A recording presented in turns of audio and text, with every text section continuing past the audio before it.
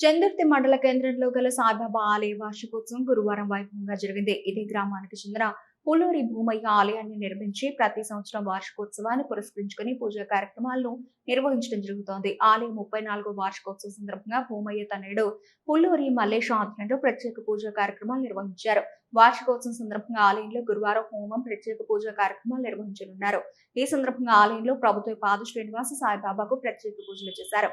ఆలయ వార్షికోత్సవం సందర్భంగా భక్తులకు అన్నదాన కార్యక్రమాన్ని ఏర్పాటు చేశారు. సాయిబాబా వార్షికోత్సవానికి పెద్ద ఎత్తున భక్తులు తరలివచ్చి పూజా కార్యక్రమంలో పాల్గొన్నారు.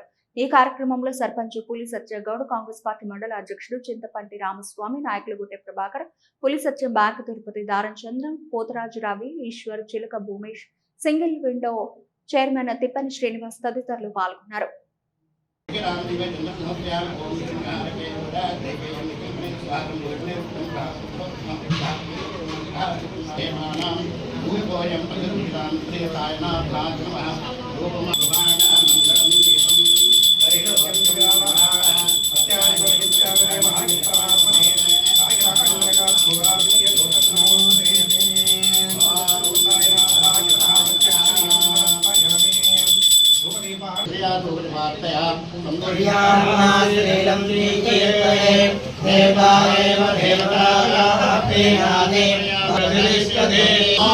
गाने